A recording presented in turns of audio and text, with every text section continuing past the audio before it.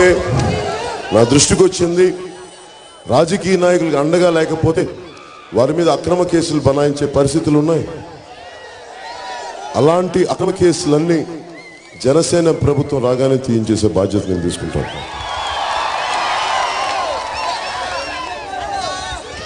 నువ్వు చుట్టుపక్కల ఇది నేను చాలా సభల్లో చెప్తా ఉంటాను. తెలంగాణ విడిపోవడానికి అందరూ అసలు నా మిత్రులు కూడా మీ గోదావరి జిల్లాలో చాలా బలంగా ఉంటాయి, పచ్చగా ఉంటుంది గోదావరి. అంటే గోదావరి పచ్చగానే ఉంది, కానీ తాగడానికి నీటి సౌకర్యం లేదు మనకి. ఇంకా ఆచంతో కూడా ఇంకా తాగునీటి సౌకర్యం సంపూర్ణంగా లేదు అంటే ఎలా మాట్లాడాలి? దీనికి మంత్రి పితానయ్య గారు పట్టించుకోరు. నేను వచ్చిన ఒక నిర్ణీత కాల వ్యవధి 16 నుంచి 18 నెలల్లో జనసేన ప్రభుత్వం రాగానే మన ఆచంటకి మంచినీటి సమస్యను తీర్చే బాధ్యత నేను తీసుకుంటాను.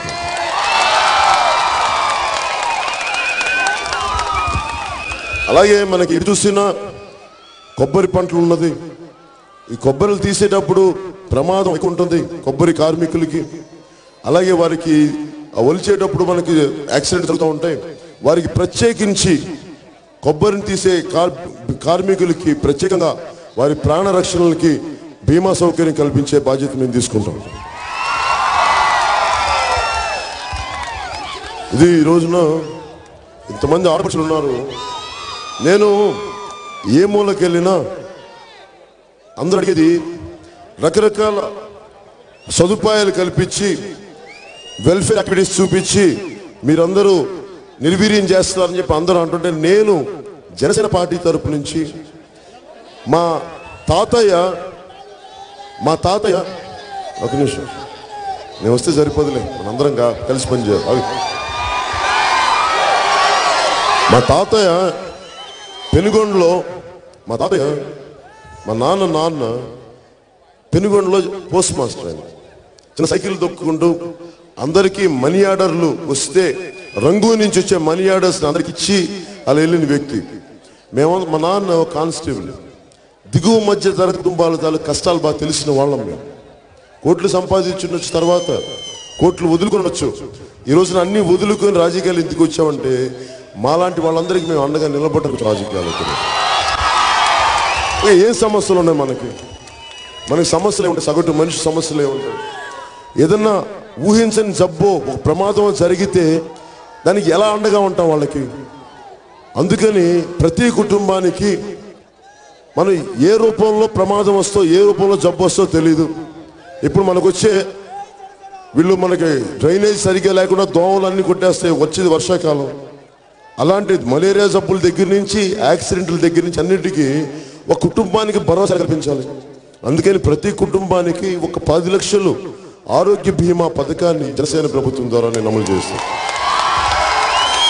అలాగే నేను భీమవరంగా వెళ్ళినప్పుడు ఉచిత గ్యాస్ సిలిండర్ పదవి ఎందుకు వచ్చిందంటే, చిన్నప్పుడు మా అమ్మ చూసేవాడిని, కష్టపడేది మా అమ్మ. ఒకవేళ చిన్న కుటుంబాలు కాబట్టి ఒకరోజు 100-150 రూపాయలు ఎక్కువ అయిపోతే పక్కింటి వాళ్ళని అడిగి తెచ్చుకోవాల్సిన పరిస్థితులు. ఒకవైపేమో తెలుగుదేశం నాయకులు కానీ వైసీపీ నాయకులు కానీ ఒకళ్ళ మీద ఒకళ్ళ పుస్తకాలు 1,50,000 కోట్లు నువ్వు తిన్నావని అంటే ఒకడు, లేదు నువ్వు 3.5 లక్షల కోట్లు తిన్నావని ఇంకొకడు. ఇద్దరు కలిసి వాళ్ళిద్దరి మధ్య 4.5 లక్షల కోట్లు దోచుకున్నారని మన ఇద్దరు వాళ్ళ పుస్తకాలు చెప్తా ఉన్నాయి, వాళ్ళ గణాంకాలు చెప్తున్నారు. మరి అంటే డబ్బు ఉందని తెలుస్తుంది కదా. అందుకని నేను మా ఆడపడుచులకి ఏమనుకున్నాను, మా ఆడపడుచులకి 10 గ్యాస్ సిలిండర్లు ఎందుకు ఉచితంగా ఇవ్వకూడదు? 10 ఉచితంగా గ్యాస్ సిలిండర్లు మా ఆడపడుచులకి ఇచ్చే బాధ్యత నేను తీసుకుంటున్నాను. ఇది చాలా మందికి అడుగుతారు ఎలా సాధ్యపడుతుందని. మీరు 3.5 లక్షలు దోచుకోగలిగే సాధ్యమైనప్పుడు సూట్ కేసు కంపెనీలు పెట్టి ఇక్కడి నుంచి లక్షల కోట్లు విదేశాలకు తరలించగలిగినప్పుడు ఒక 1000 కోట్లు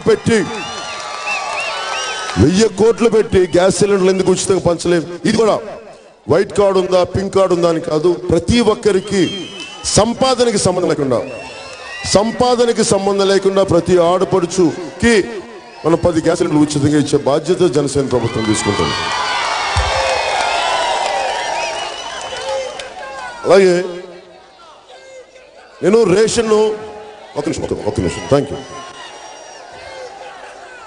అన్ని చెప్పిన తర్వాత చేయగొట్టకూడదు. అప్పుడు ఎందుకు అన్ని కొట్టి చెప్పిన తర్వాత చేయగొట్టు. అలాగే రేషన్, నేను చిన్నప్పుడు మేము నెల్లూరులో ఉన్నప్పుడు మాకు వచ్చే మా నాన్న కొద్దిపాటి జీతంతో రేషన్ తెచ్చుకునేవాళ్ళం.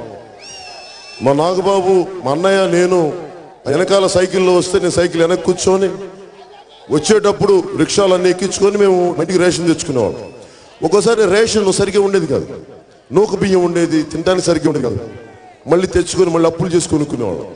నేను చాలా కాలం రేషన్ ఇస్తున్నారంటే చాలా బాగుంటుందేమో అనుకుని చూస్తే రేషన్కి వచ్చే బియ్యం కానీ వాడలేని పామాయిల్ ఇవన్నీ చూసి చాలా రీసెర్చ్ తర్వాత చాలామంది అధికారులతో మాట్లాడింది. అధికారులు చెప్పారు నాకు, చాలా విపరీతంగా మధ్య దళారులు తినేస్తున్నారు. అంటే మన రేషన్ ఇవ్వాలి అంటే ఒక కుటుంబానికి ఉదాహరణకి ఒక 2,000 కోట్ల రూపాయలు అవుద్ది అనుకుంటే నిజానికి లబ్ధిదారులకు చేరుతుంది 300 కోట్ల తాలూకు వస్తువే.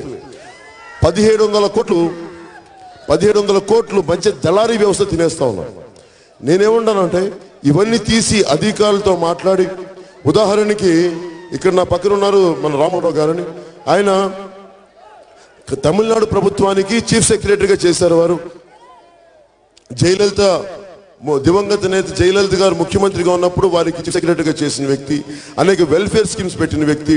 అలాంటి పెద్దల సహకారం తీసుకొని రెవెన్యూ వ్యవస్థను నడిపి రాష్ట్ర యంత్రాంగాన్ని నడిపిన వ్యక్తులు తాలూకు మేధస్సును తీసుకొని నేను 2,500 రూపాయల నుంచి 3,500 ఒక ప్రభుత్వం అనుకుంది డైరెక్ట్గా మా ఆడపడుచు అకౌంట్లోకి వచ్చేలాగా 2,500 రూపాయల నుంచి 3,500 రూపాయలు మా ఆడపడుచుల అకౌంట్లోకి వెళ్ళాలని నేను పెట్టాను ఫస్ట్. అలాగే నేను చాలా చోట్లకి వెళ్తే మా ఇంట్లో ఎవరికన్నా నాకు సహాయం చేసే, అంటే మాకు పని సహాయం చేసే నా స్టాఫ్కి ఒకసారి ఆడబిడ్డలు పుడితే చాలామంది చెప్పరు నాకు, మొన్న మీ వైఫ్ డెలివరీ అన్నాక చెప్పలేదంటే ఆడపిల్ల పుట్టింది సార్ అంట. అయితే తప్పకుండా అదే అంటే భారంలా ఫీల్ అవుతారు ఆడబిడ్డ పుట్టగానే. అసలు ఆడపడుచు లేకపోతే సృష్టి ఆగిపోద్ది, ఆడపడుచు లేకపోతే సృష్టి క్రమం ఆగిపోద్ది. ఆడపడుచు అనగానే నేను వాళ్ళలో ఆదిశక్తి స్వరూపాన్ని చూస్తాం. అలాంటి ఆడపడుచుకి పెళ్ళిళ్ళకి ఇబ్బంది అయిపోయి చదువులు మానిపించేసి మేమేమనుకున్నామంటే పెద్దలు రామ్మోహన్ రావు గారు మేము చాలాసార్లు మనం మాట్లాడుకొని సంభాషించుకొని మేము కోరుకుంది ఏంటంటే మా ఇంటి మహాలక్ష్మిని పథకం పెడదాం. అంటే ఏముందంటే పిల్లలు చదవనివ్వకుండా ఏదో ఒక ఐదు చేతులు పెట్టేసి వెళ్ళిపోతాయి. అంటే ఆడపిల్ల రుణభారం కాకూడదు. ఆడపిల్ల మనకి లక్ష్మం, ఇంటికి కుడికాలు పెట్టి ఆడపిల్ల వస్తుంది మనకి. అలాంటి ఆడపడుచుని గౌరవించే సంస్కృతి సాంప్రదాయం జనసేనకి చాలా బలంగా ఉంది. దానిని మీకు ఎలాగ నేను ఇవ్వాలి అంటే మనకి ఒక 10వ తరగతి చదివిన అంటే విద్యని ప్రోత్సహించడానికి, పెళ్లిళ్ళని ప్రోత్సహించడానికి కాదు, విద్యని ప్రోత్సహించడానికి. ఆడబిడ్డలు 6వ తరగతి 7వ తరగతి ఆప్ చేసేయకుండా పెళ్లిళ్ళకి వెళ్లకుండా 10వ తరగతి చదివి 18 ఏళ్ళ నిండిన ప్రతి ఆడపడుచుకి మేము 1,00,000 రూపాయలు వారికి పెళ్లికి ఖర్చులుగా ఇస్తున్నాం. అలాగే చిన్నప్పుడు మా అక్క పెళ్ళి అయితే సారీ పెట్టాలరా అని చెప్పేది మామ. వెళ్ళి అవి ఖర్చులు ఉన్నాయి. నాకు అది కూడా అనిపించింది. నేను అడిగాను మా పెద్దల్ని, మనకి చీరా సారీ పెట్టాలంటే దానికి ఏం చేయాలి? ఎందుకంటే నేను ఆడపడుచులు రక్షించుకోవడానికి పెట్టింది.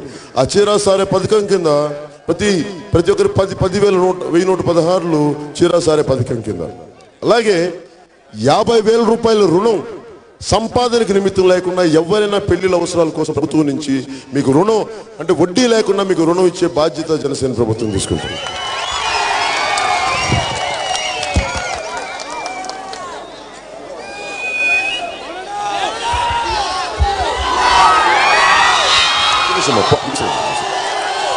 విసరదు ఆప, అరే విసరకయ్యా, ఆగు ప్లీజ్.